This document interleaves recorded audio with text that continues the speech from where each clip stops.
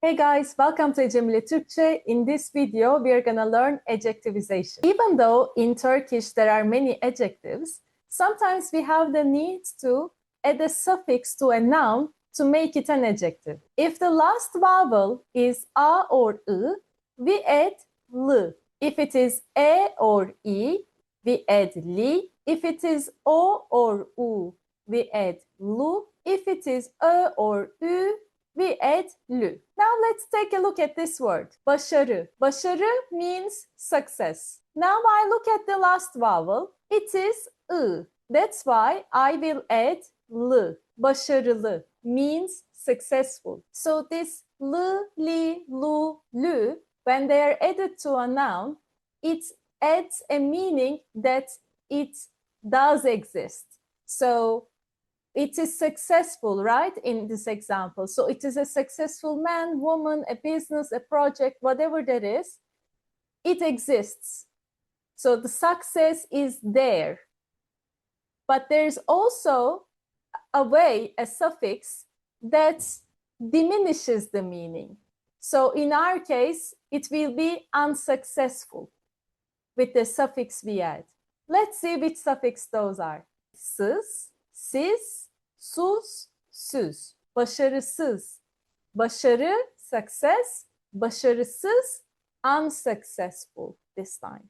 So this time, the business, the woman, the man, in them, the success doesn't exist.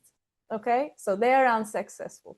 Now let's see some more examples in a context this time, in a full sentence. O çok akıllı bir adam. He is a very intelligent man. Akıl is intelligence.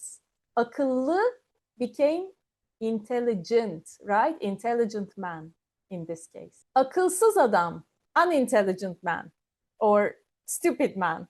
So here, akıl is intelligence. Akılsız, it doesn't exist. Akılsız, without it. Gizemli bir olay, a mysterious event. Gizem means mystery. When we say gizemli, the last vowel is e, that's why we added li. Gizemli becomes mysterious, a mysterious event, a mysterious man, woman, whatever it is. But we don't have gizemsiz, for example. You can just say it is apparent, it is clear. You don't need to say unmysterious in Turkish anyway.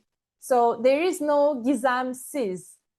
Grammatically correct, but there is no use of it. So don't just assume any noun you take, add the right suffix to it based on the last vowel will actually have a meaning. So be conscious of that. Şekerli çay içiyorum. I drink tea with sugar. So here, şeker is sugar. When we say şekerli, it became with sugar, right? You can also translate this as sweetened, for example, sweetened tea or tea with sugar. Şekerli mi, şekersiz mi? With or without sugar? Let's assume you are in a cafe and you ordered tea and somebody, the waiter most likely, asking you, şekerli mi, şekersiz mi? How we will answer to this? Depends on how you like it, right? So in this example, I said, şekersiz, without sugar. Ev balkonlu mu? Does the house have a balcony? You see, this is also very common. If you are on an apartment hunting, if you are going to a viewing, you can ask, does the house have a balcony? So you can say balkon, balcony, balkonlu, with balcony. So literally in Turkish we say, is the house with balcony? This is exactly the literal translation is this. But then in English you would say, does the house have a balcony? The answer can be, evet, balkonlu. Yes, it has a balcony. Yes, it is with balcony. Or you can say, hayır, balkonsuz. But similarly, you can say, hayır, balkon yok, right? You can say, there is no balcony. That's also fine. So Don't also restrict yourself to using one grammar. Be more flexible. As long as you get the meaning across, that's fine. You can say balkon yok, balkonsuz. Again, a similar example. Ev kaç odalı? How many rooms does the house have? And the answer can be, for example, ev 5 odalı. The house has 5 bedrooms. Tuzsuz yemek sevmiyorum. Tuzlu seviyorum. I don't like bland food. I like salty food. Tuz is salt. Tuzsuz, without salt, right? With no salt. So the translation becomes bland, but you can say without salt as well, right? Tuzsuz. And tuzlu is with salt or salty. Bugün hava güneşli. Today the weather is sunny. We use this also, as you can see, to talk about the weather. Güneş, sun. Güneşli is sunny. Cloud is bulut. Cloudy is bulutlu. Yağmur is rain. Yağmurlu is rainy. So this is also used a lot in the daily life. Ben mavi gözlüyüm. I have blue eyes. As you can see, when we talk about our physical appearance, we also use this suffix a lot. Göz is eye. Mavi gözlü, when you say, it means with blue eyes. And this way you also get a chance to see it with personal suffix as well, right? Gözlü, gözlüyüm.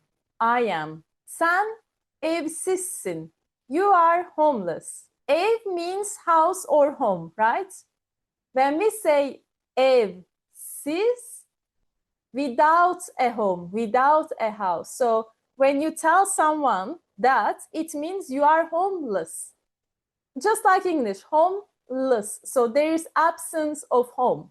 However, I'll tell you one interesting thing. When you say the other way around, when you use the other suffix, let's see this example, for instance. When you say biz evliyiz, so ev, house or home, with li, the other suffix we have learned, evli now doesn't mean someone with home or with house.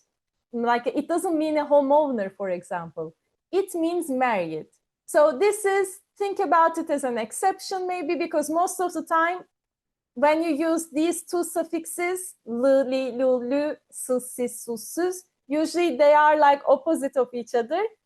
But in this example, it means totally different thing. It means married, right? So just keep this in mind as well. Now quiz time.